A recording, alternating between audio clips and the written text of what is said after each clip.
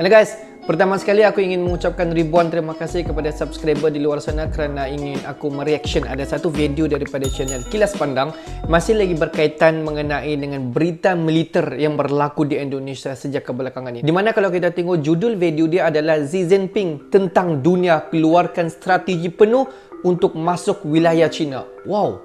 Hello guys. Bismillahirrahmanirrahim. Assalamualaikum warahmatullahi wabarakatuh. Welcome back again to my YouTube channel. Yang baru saja masuk ke channel YouTube aku ataupun yang sudah subscribe channel aku sejak dulu lagi dan kembali ke channel aku untuk menonton video di channel aku mengucapkan ribuan terima kasih guys. Tapi yang belum lagi klik button subscribe, please to klik button subscribe. Kalau tidak keberatan, sila tekan lonceng untuk mendapatkan notifikasi video-video terbaru daripada Musa Channel. Dan kepada subscriber ataupun viewer-viewer di luar sana yang sentiasa menyokong channel Musa Channel, aku mendoakan semua di luar sana agar dipermudahkan segala urusan, dibukakan pintu-pintu rezeki, dihindarkan, dijauhkan daripada segala malapetaka dan juga dihindarkan daripada wabak COVID-19. Amin amin ya rabbal alamin. Guys, seperti biasa hari ini kita akan buat sedikit video reaction lagi di channel Kilas Dunia. Kalau kita tengok judul video pada hari ini, berita terkini Xi Jinping tentang dunia keluarkan strategi penuh untuk masuk ke wilayah China. Wow, apa lagi nih guys? Dimana kalau kita tengok durasi video kali ini dalam 8 minit, apa-apa pun jom kita tonton dulu video ini untuk kita mengetahui apa sebenarnya strategi yang dikeluarkan oleh di wilayah China ni. Dan seperti biasa di ujung nanti baru kita akan bagi sedikit kupasan ataupun ulasan mengenai video pada kali ini. Sebelum itu aku mengalu-alukan semua subscriber di luar sana, jom komen di bahagian komentar di bawah. Komen pendapat kalian mengenai video kita pada hari ini. Jom guys. Kilas Dunia.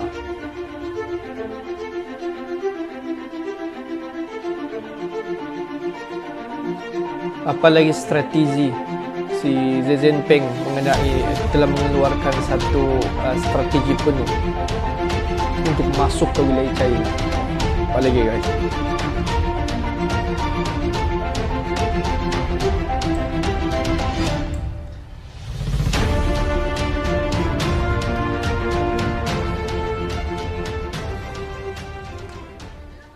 Negara Barat kepung China di LCS mau perang?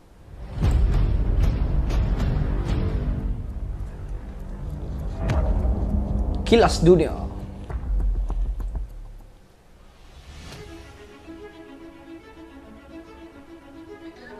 Negara Barat kepung China di LCS mau perang? Ekspansi China di wilayah Laut Cina Selatan atau LCS yang masih dalam sengketa membuat dunia internasional, khususnya negara-negara Barat, meradang. Beberapa negara Barat tercatat mengirimkan armada tempur lautnya ke perairan itu. Dilansir dari VOA, beberapa negara Barat bergabung dengan Amerika Serikat untuk menahan China di kawasan jalur perdagangan yang sibuk itu. Bahkan ada yang berminat mengirimkan kapal induk. Menteri Pertahanan Prancis Florence Parly mengatakan jika Prancis telah mengirimkan kapal selam perang ke laut itu bulan ini. Pengiriman kapal selam itu merupakan misi yang bertujuan untuk memperkuat hubungan Paris dengan mitranya seperti AS, Australia, dan Jepang.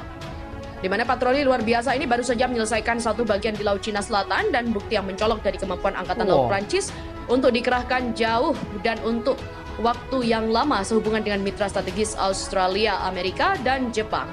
Dia juga menambahkan bahwa misi itu untuk memperkuat kekokohan hukum internasional yang berada dalam perairan LCS yang sangat disengketakan itu. Mengapa misi seperti itu? Untuk memperkaya pengetahuan tentang bidang ini dan menegaskan bahwa hukum internasional adalah satu-satunya aturan yang berlaku, terlepas dari laut mana dia berlayar. Inggris juga menggelar misi serupa. Seorang pejabat pertahanan Inggris mengatakan bulan kelompok penyerang kapal induk utama Inggris itu memasuki jalur tersebut. Selain 3 negara itu, sebuah kapal perang Angkatan Laut Kanada berlayar di dekat laut pada bulan Januari dengan melewati Selat Taiwan dalam perjalanan dengan Angkatan Laut Australia, Jepang, dan AS di LCS. Sebelum beberapa negara itu, AS merupakan negara Barat yang paling sering mengirimkan armada tempurnya ke laut itu untuk misi kebebasan navigasi. Bahkan baru-baru ini 2 kapal induk AS, USS Theodore Roosevelt dan USS Nimitz berlayar melewati Kepulauan Spratly untuk menggelar militer bersama dalam operasi kebebasan navigasi di LCS. Kegiatan yang diperintahkan Gedung Putih ini juga sempat ditentang China. Beijing mengatakan bahwa misi AS ini adalah misi yang sia-sia.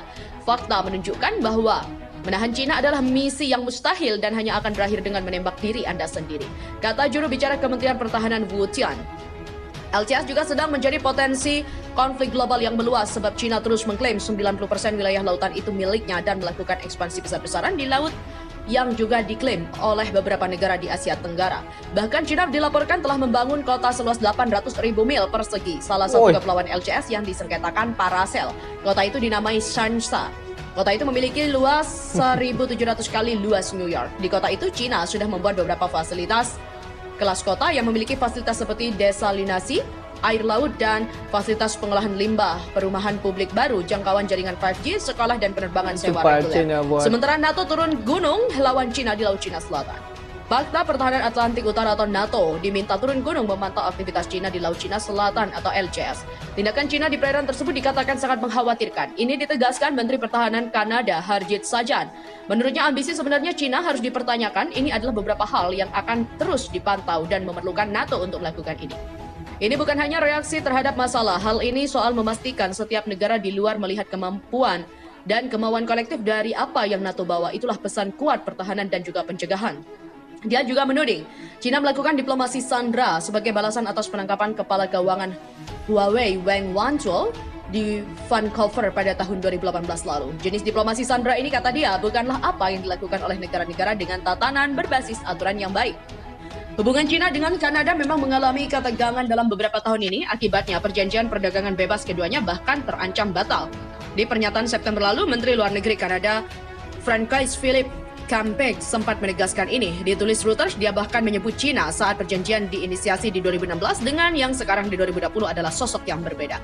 Sementara itu di LCS, China mengklaim memiliki 80% wilayah dengan konsep 9 garis putus-putus.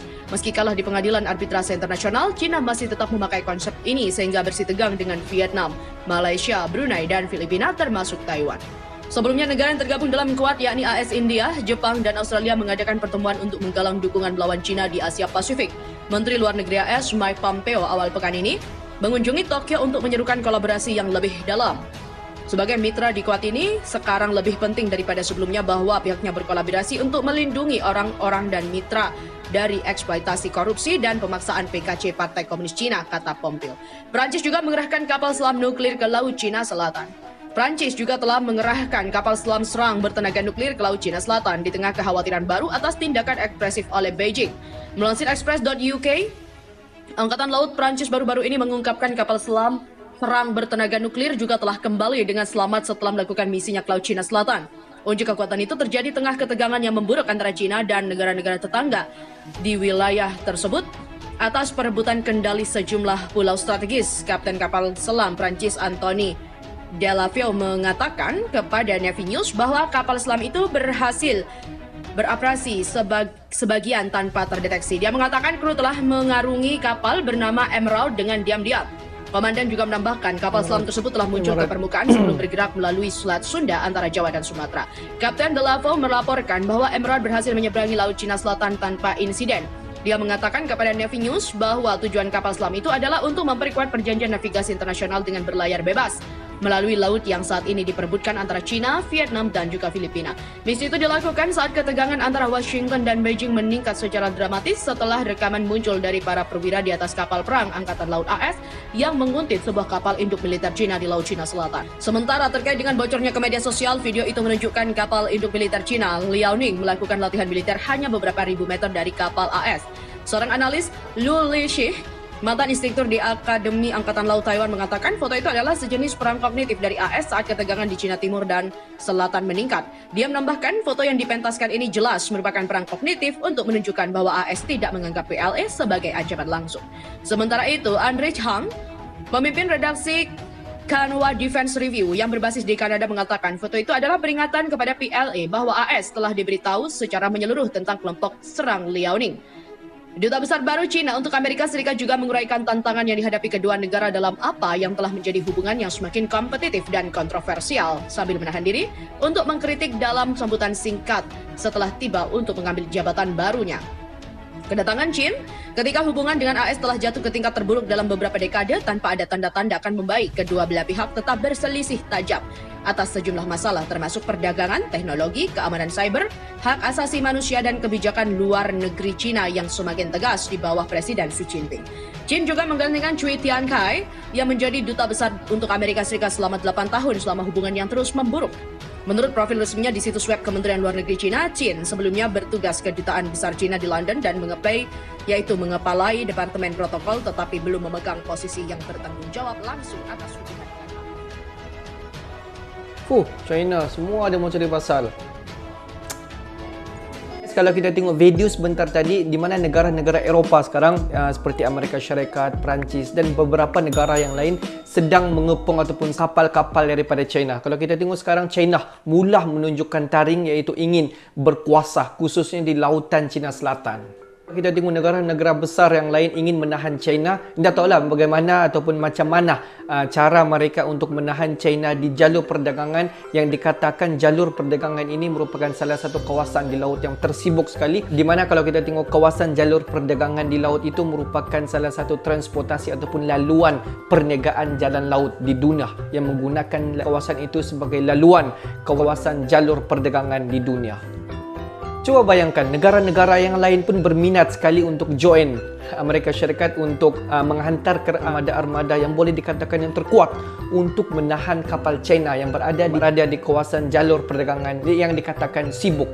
Sehingga kan kalau kita tengok Presiden Perancis sendiri yang akan menghantarkan ataupun kapal selam perang untuk join sekali untuk menahan kapal China di kawasan jalur perdagangan di lautan itu, sebenarnya ini adalah untuk menjaga hati ataupun menjaga perhubungan di antara Amerika Syarikat, Australia dan juga Jepun.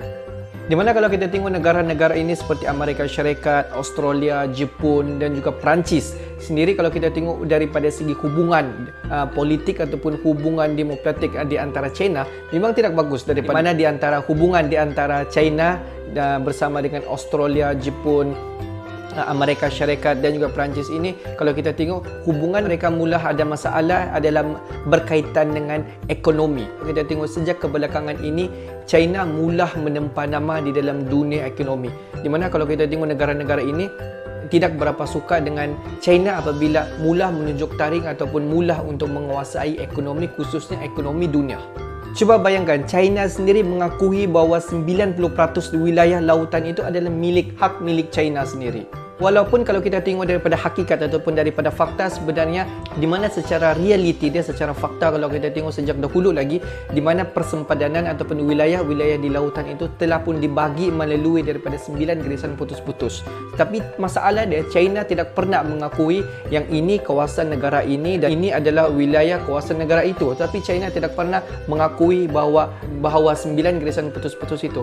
Apa yang China mahu, semua kawasan itu adalah hak milik China. Dan kalau kita tengok, tidak mustahil kenapa negara-negara besar seperti Amerika Syarikat, Jepun, Perancis dan juga negara-negara yang lain turut serta dalam misi pada kali ini untuk menentang kerajaan China. Mungkin boleh dikatakan sikap tamak China ni untuk memperluaskan lagi kawasan dia. Kita tengok China ini semua di negara di dunia ini dia mau cari pasal. Semua dia mau cari gaduh dengan negara-negara di luar. Kalau kita tengok negara China ini terkenal dengan sikap ketenteraan. Boleh dikatakan ketenteraan China ini merupakan ketenteraan yang terkuat di dunia dan juga boleh dikatakan mempunyai alutsista ataupun mempunyai certain armada yang terkuat. Patutlah kalau kita tengok sehinggakan Xi Jinping tentang di dunia ni dengan mengeluarkan strategi penuh untuk masuk ke wilayah China. Di lautan yang di lautan China Selatan, di Natuna dan juga di semua lautan yang berhampiran dengan China itu secara pendek kata dia adalah hak milik China. Mengeluarkan strategi penuh, membuat undang-undang hukum laut yang baru.